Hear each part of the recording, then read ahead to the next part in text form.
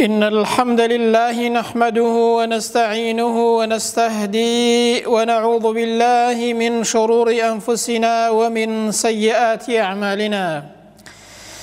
أشهد أن لا إله إلا الله وحده لا شريك له، وأشهد أن محمدًا عبده ورسوله.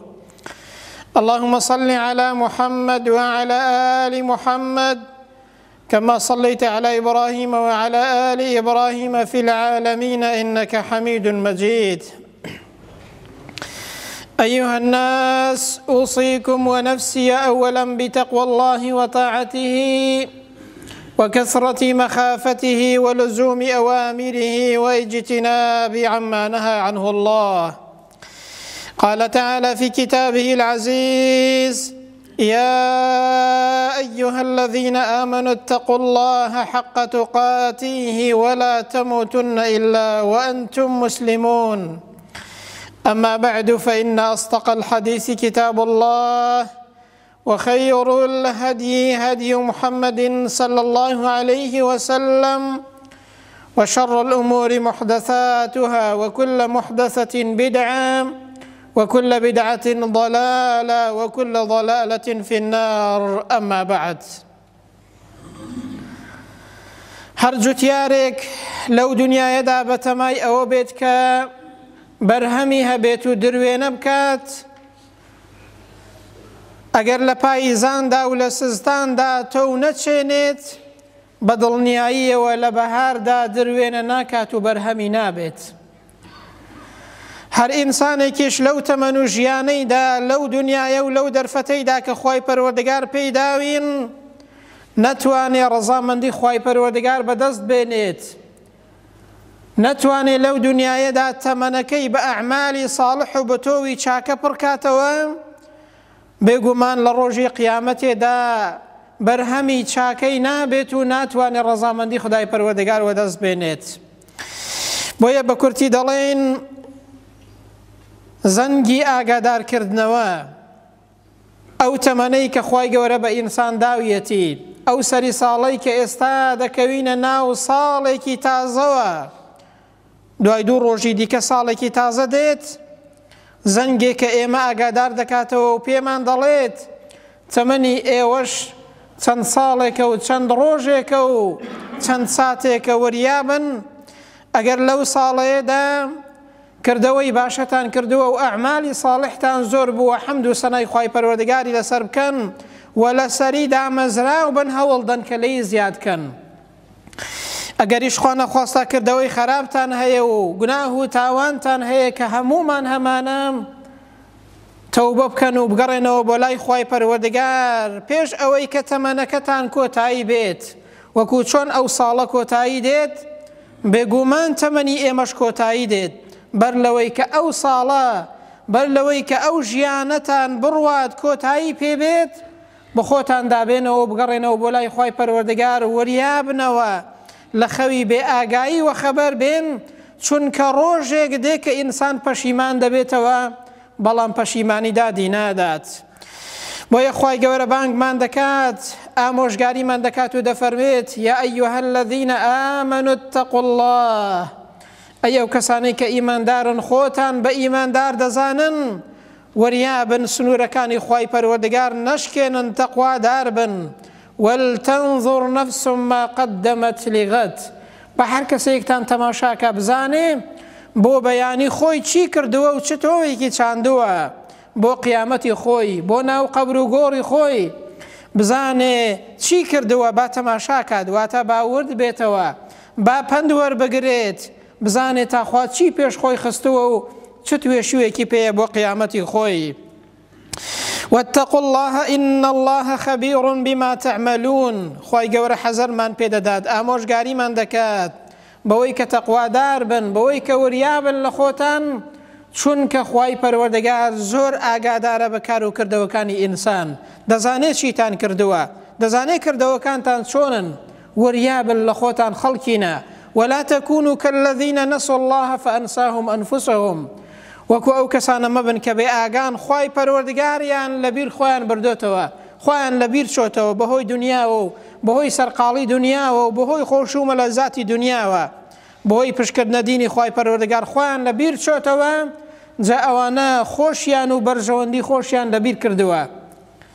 دەیوەکو ئەو کەسانە مەبن خوای گەورە ئامۆژگاریمان دەکات کات زۆر گەرینگە بەڕێزان تەمەن و ژیانی ئینسان زۆر گەرینگە وەکو دەستمایەی ئینسان وایە وەکو سەرمایەیەکی ئینسان وایە ئەگەر ئینسان ئەوەی بەفیڕۆدا لەوەدا وەقتی بڕوات لە کار و کردەوەیەکدا کە سوودی نییە بۆ دنیا و قیامەت بەڕاستی ئەو کاتە ئینسان زەرەرمەند دەبێت.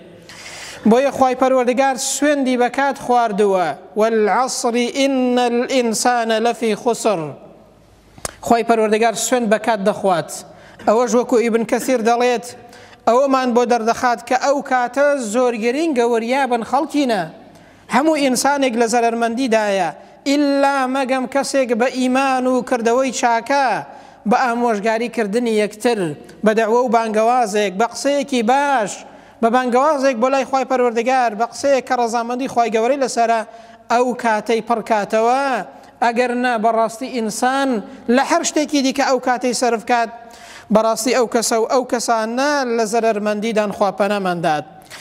بۆیە زانایان فەرموویانە لەوەدا کە خوای پەروەردگار سوێند بەکات دەخوات ئاگادارکردنەوەیەکە زەنگێکە بۆ ئێمە خەڵکینە وەریابن تەمەنی ئێوە کۆتایی پێدێت وەکو چۆن ئەو ساڵانە دەڕۆن وەکو چۆن ژمارەی ئەو ساڵانە هەر یەک لە ڕۆیەکی تر دێت و دەڕوات تەمەنی ئێوەش کاتێک دێت وەختێک دێت ئاوا تەواو دەبێت کۆتایی پێدێت ئەو کاتەی هیچ شتێک دادتان نادات ئەو کاتەی پەشیمانیش سوودی نییە. یەکێک لە زانایان دەڵێت ئەی ئینسان ئەگەر خەمبار دەبی لەسەر ئەوەی کە جاری وهەیە ماڵ و سامانێکت لەدەست دەچێت لەسەر ئەوەی کە ڕۆژێکت دەڕوات کە کردەوەیەکی باشەی تێدا ناکەی بگری زۆر زیاتر خەمبار بە چونکە بەڕاستی ئەو کات و ژیانە و ئەو عمرەی خوا بە ئینسان داویەتی زۆر لە ماڵ و سامان بنەرەخترە. ئینسان ئەگەر ئەو تەمەنەی تەواو بوو نەیتوانی ڕەزامەندی خوای گەورەوە دەست بێنێت ئەو کاتەی نە ماڵ و نە سامان و نە منداڵ و نە هەموو دنیاش دەفریای ئینسان نایێت. ئەو کاتەی دەگەینە ڕۆژێک دەگەینە ڕۆژگارێک يوم لا ينفع مال ولا بنون إلا من أتى الله بقلب سليم إلا دڵێکی سەلامەت نەبێت دڵێکی پڕ لە ئیمان نەبێت دڵێکی خاڵی لە خراپە و لە شیرک و کوفر نەبێت بە کەڵکی ئینسان نایێت. دەکەوینە ئەو ڕۆژەیە برام ئەو ڕۆ دنیایە ئەو ڕۆ زیندوین ساغ و سەلامەتین بەیانی نەخۆش دەکەوی بەیانی قەبر و قیامەتە ئەگەر لەو ژیانەتدا بە خۆتدا نێیتەوە ئەو ژیان و عومرەت لە کار و ئەعمالی ساڵح و چاکەدا سەرف نەکەی ڕۆژێک دە ئینسان پەشیمان دەبێتەوە و بەڕاستی پەشیمانیش دادی ئینسان نادات. بۆیە پێغەمبەر دەفەرمێ صلی الله عليه وسلم ما تزول قدم عبد یاخود لا تزول قدم عبد حتى يسأل عن أربع حتى وەکو ئینسان شوار پرسیاری لێ نەکرێت لە ڕۆژی قیامەتان ناڕوات و نەجاتی نابێت. یەکێک لەوانە پێغەمبەر دەفەرمێت عن عمره فيما أفناه لەو ژیان و تەمەنەی کە خوای گەورە بە ئینسانی داوە پرسیارت لێ دەکەن ئەو تەمەنەت لە چیدا سەرف کرد بەچی بەڕێت کرد بەچی پڕت کردەوە ئەنجا وعن شبابه فيما أبلاه پرسیارێکی تایبەت لەسەر تەمەنی گەنجێتی دەکرێت ئەو گەنجێتیت لە چدا سەرف کرد بەچی پڕت کردەوە بەعام لە ژیان پرسیار دەکرێت بەڵام تەمەنی گەنجی چونکە تەمەنێکی زۆر گرنگە چونکە تەمەنێکی زۆر پڕبایەخە لە تەمەنی گەنجیەتی ئینسان بە تایبەت دەپرسرێتەوە و پرسیار دەکرێت. شاعیر جوانی فەرمووە دەڵێت تەزەوەت من التەقوى زاد و زەخیرەی تەقوا هەڵگرە برم تەقوادار بە و سنوورەکانی خوای گەورە نەشکێنی چونکە فإنك لا تدري إذا جن ليل هل تعيش إلى الفجر چونکە نازانی وەختێک شەو کە دەچیە ناو جێگا وەختێک شەو کە دەخەوی نازانی بەیانی و خەبەر دێ یاخود نا ژیانت دەبێت یاخود نا ئەو ڕوحە دێتەوە بەرد یاخود نا. تەزەوەد من التەقوى کاکە تەقوادار بە بەخۆت داوەرەوە ئەو ساڵ دەچینە ناو ساڵێکی تازە نازانین دەگەینەوە بە ساڵێکی تازەتر یاخود نا نازانی دەگەیەوە مانگێک دەگەیەوە جومعەیەکی تر یاخود نا کەواتە تەقوادار بە برم سوود لە ژیانی خۆت ببینە. پێغەمبەر دەفەرمێ صلی الله عليه وسلم اغتنم خمسا قبل خمس، پێنج شت بە غەنیمەت بزانە، بەدەستکەوتی بزانە، بەر لەوەی کە پێنج شتت بەسەر بێت، بەر لەوەی کە پێنج شتت توش بێت کە ئەو کاتەی پەشیمانی سوودی نییە. ئەگەر بەدەستکەوتی نەزانی ئەو کاتە هەموو دنیا بکەیە قەرەبوو هیچ شتێکت بۆ ناگەڕێتەوە. یەکێک لەوانە پێغەمبەر دەفەرمێ وەفەراغەکە قەبلە شوغلێک، و کاتی دەست بەتاڵیت پێش ئەوەی کە سەرقاڵ ببێت، و تەمەن و ژیانت پێش ئەوەی کە بمرێت، و سیحەتت پێش ئەوەی کە نەخۆش بێت، و هەروەها گەنجەتیت پێش ئەوەی کە پیر بێت. کاکە ئەوانە بەدەستکەوت بزانە، ڕۆژێک دێ پەشیمان دەبیەوە، ئای ئەو هەموو کاتەم هەبوو، ئای ئەو هەموو لەش ساغیەم هەبوو، ئای ئەو گەنجەتیە لە چیمدا سەرفەم کرد نازانی بۆ خۆشت بەچیت پڕ کردوتەوە. کەواتە بەڕاستی ئەو کات و ژیان و عومرە زۆر گرنگە بۆ ئینسان کە ئینسان بە ئەعمالی ساڵح پڕی بکاتەوە. ئیبن کەثیر دەفەرمێت نەفسی ئینسان هەرگیز ناسرەوێت ئیلا دەبێ بە شتێکەوە سەرقاڵ بێت. ئەگەر ئەتۆ بە حەق و ڕاستی و کاری چاکە پڕی نەکەیەوە، ئەو ئەتۆ سەرقاڵ دەکات بە خراپەوە، خوا پەناماندات بەناحەقەوە سەرقاڵت دەکات.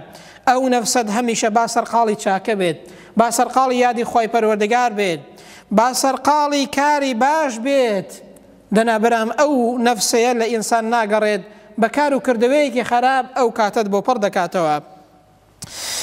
بۆیە گوتراوە کات وەکو شمشێر وایە، ئەگەر ئینسان ئەو کاتە نەبڕێت پڕی نەکاتەوە بە ئەعمالی چاک، ئەو کاتەیە ئینسان دەبڕێت، ئەو کاتە ئینسان بەڕاستی هیچ شتێک دادی نادات. عەبدوڵڵای کوڕی مەسعود دەفەرمێت ئەبن ئەو ڕۆژەیە کە ڕۆژم لێ ئاوا دەبێت، کە ڕۆژێک دەڕوا لە عومر و ژیانم کەم دەکاتەوە، بەڵام کار و کردەوەیەکی چاکەی تێدا ناکەم، ئەو ڕۆژە لە هەموو ڕۆژێک پەشیمانترم. دەی چەند گەنج هەیە برام بە هەفتە دەڕوات، بە مانگ دەڕوات، بە ساڵ لە تەمەنی دەڕوات، وا نازانێ هەر هیچیش دەڕوات. ئەگەر ئینسان جاری وا هەیە وەرەقەیەک زەرر دەکات، جاری وا هەیە ماڵ و سامان و شتێکی لە دەست دەچێت، چەند خەفەت بار دەبێت. بەڵام ئیوا هەیە بە ساڵ کاتی دەڕوا، بە مانگ دەڕوات، خی گەورەی لەبیر نییە و کار و کردوەیەکی چاکەتیدا نەکردووە، کەچی هەرباکیشی نییە و خەمبار نابێت. ئەو عومر و ژیانە بەرام دەستمایە ئینسانە کە ڕۆیشت جارێکی دیکە بۆ ئینسان ناگەڕێتەوە وەریا بە ئەی ئینسان.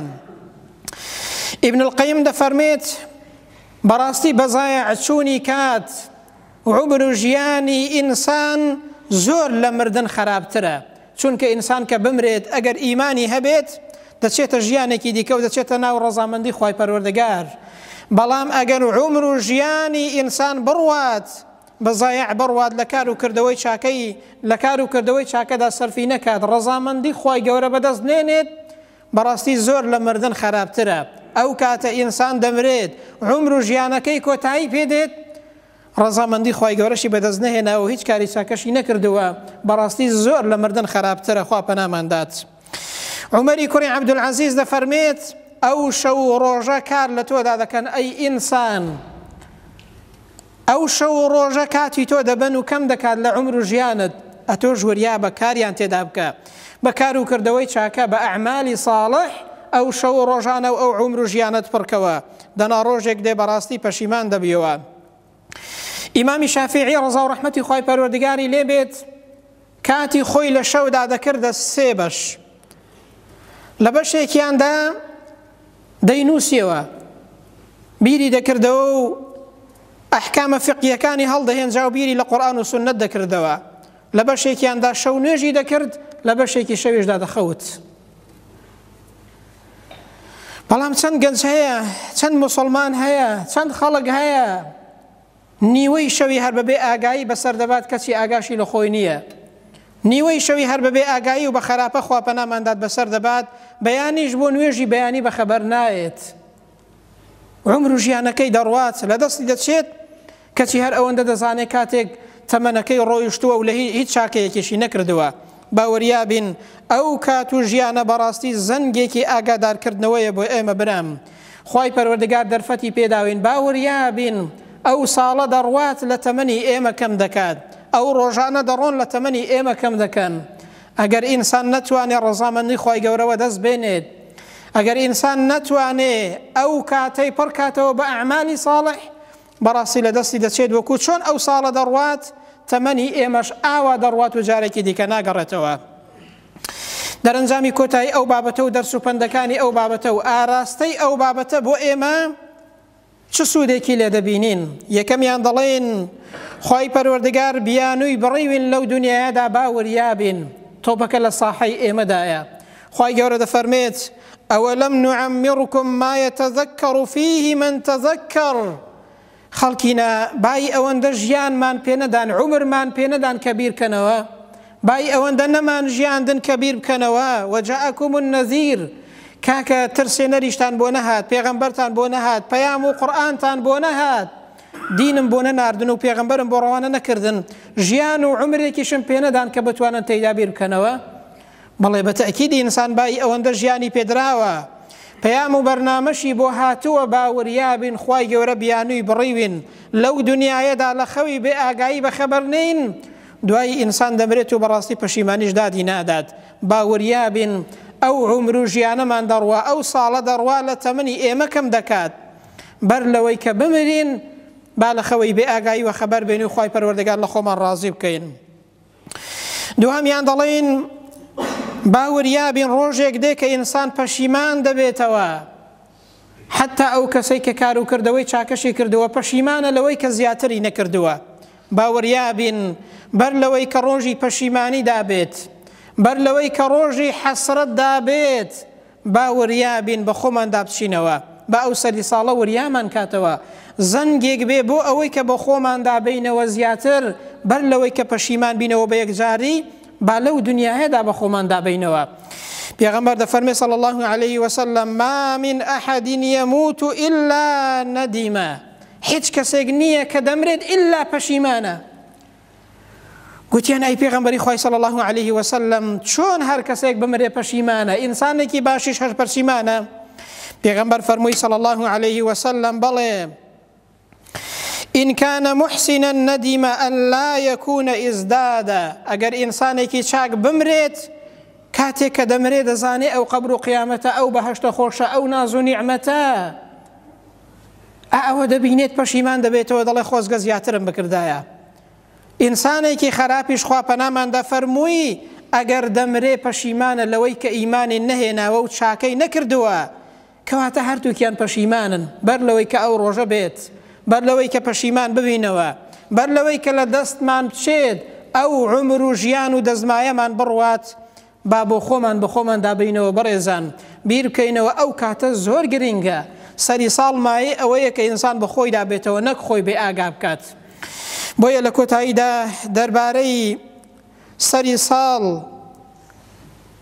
و دەربارەی ڕۆیشتنی ئەو ساڵەیە و دەربارەی ئەوانەی کە خۆیان بە ئاگا دەکەن لەو سەری ساڵەیەدا دەڵێن بەڕاستی سەری ساڵ مایەی ئەوەیە کە ئینسان بە خۆی دابێتەوە، مایەی ئەوەیە کە ئینسان بیر بکاتەوە، مایەی ئەوەیە کە ئینسان خراپەیەکی هەبێتەوە بەی لێ بکە، داخ و حەسرەت و پەشیمانی هەڵکێشێت. ئای ساڵێک لە تەمەنم ڕۆیشت کەچی چاکەم تێدا نەکرد، نەک ئینسان خۆی بێ ئاگا بکات. ئیمامی عومەر ڕەزا و ڕەحمەتی خوای پەروەردگاری لێ بێت سەبارەت بەوەی کە لە سەری ساڵ خەڵکانێک هەنە خۆیان بێ ئاگا دەکەن، لە جەژن و بۆنە و حەفلەکاندا بەشداری دەکەن کە هیچ پەیوەندێکی بە ئینسانی موسڵمانەوە نییە، تەمەن و عومر و ژیانی خۆی بە فیڕۆ دەدات. دەفەرمێت اجتنبوا أعداء الله اليهود والنصارى، دوورکەونەوە لە دوژمنانی خوا لە یەهود و نەسارا کە ئیمانیان نییە، کە عیسا بە کوڕی خوا دەزانن، کە بڕوایان بە دینەکەی ئێمە نییە. دوورکەونەوە لە جێژنەکانی ئەوان، بەشداریان لەگەڵدان نەکەن. بۆچی؟ دەفەرمێت چونکە خوای پەروەردگار لێیان تووڕەیە، ڕەنگە لەو کاتەیەدا کە خراپە دەکەن تووڕەبوونی خوای پەروەردگار بیان گرێتەوە. دەفەرمێت دەترسم کە ئەو تووڕەبوونە ئێوەش بگرێتەوە. وەریا بە ئەی موسڵمان، ئەی گەنجی موسڵمان، ئەو سەری ساڵە مای ئەوەیە کە بە خۆت دابەیەوە، نەک مای ئەوە بێ کە خۆت سەرخۆش و بێهۆشکەی، نەک مایەی ئەوە بێ کە هەڵپەڕی و کە خراپەی تێدا بکەی و خۆت بێ ئاگاکەی. کاکە ئەوانە بڕوایان بە دینی ئێمە نییە، ئەوانە بڕوایان بە یەکتاپەرستی و تەوحید نییە. ئەتۆ بەشداری لە چەدا دەکەی؟ ئەتۆ بۆ کوێ دەچی کاکە؟ ئەو ڕۆژێک لە ڕۆژان لە جژنێکی ئێمەدا هیچ کەسێک بەشداری ناکە پیرۆزبایی ناکات دەیکەواتە ئێمەش پێویست ناکە خۆمان بەوە سەرقاڵکەین خوای گەورەش لە خۆمان تۆڕەکەین تەمەنی خۆشمان بەزایە عەدەین لەو کارە بەسوودانەدا باوریابین ئێمە موسڵمانین خاوەنی پەیامی خۆمانین خاوەنی دینی خۆمانین خاوەنی بەرنامەیەکی سربەخۆین خاوەنی پێغەمبەرێکین صلی الله عليه وسلم کە پێغەمبەری آخر زمانە باوریابین ئەو کاتەمان نەڕوات لە تووڕەبوونی خوای پەروەردگاردا سەرفی نەکەین باوریابین لە بێ ئاگاییدا سەرفی نەکەین ڕۆژێک دەی ئینسان پەشیمان دەبێتەوە خوایە بۆ خاترینەوە جوان و سیفەتە بەرزەکانی خۆتکەی وامان لێ بکەی کە ئەو تەمەن و عومر و ژیانەمان بەزایع نەڕوات بەر لەوەی کە تەمەنمان بڕوات ڕەزامەندی تۆ بەدەست بێنین یا ربی خوایە گیان لە ئەعمالی ساڵحدا بە ئەعمالی ساڵحەوە بە ئیمانەوە بمانژێنی خوایە وامان لێ بکەی ئەو کاتەمان لە کاری چاکەدا بەکار بێنین خوایە تەوفیق و هیدایەتمان دەی کە بە خۆمان دابینەوە بەر لەوەی کە بمرین لە خەوی بێ ئاگایی و خەبەر بین یا ربی خوایە گیان هیدایەتمان دەی ئەو ساڵە کە ڕۆیش لە تەمەنمان بە چاکە پڕمان کرد بێتەوە ساڵی تازەش بە چاکتر لە کاری چاکتردا پڕکەینەوە خوایە هیدایەتمان دەی لەسەر چاکە بمانژێنی بە ئیمانەوە بمانژێنی و بە ئیمانەوەش بمان برێنی لە ناخۆشی و ناڕەحەتیەکانی دەشتی مەحشەر ڕزگارمان کەی بە بەهەشتی پڕناز و نیعمەتی خۆتمان شادکەی آمين. أقول قولي هذا وأستغفر الله لي ولكم وبعد أعوذ بالله من الشيطان الرجيم ربنا آتنا في الدنيا حسنة وفي الآخرة حسنة وقنا عذاب النار اللهم آمين.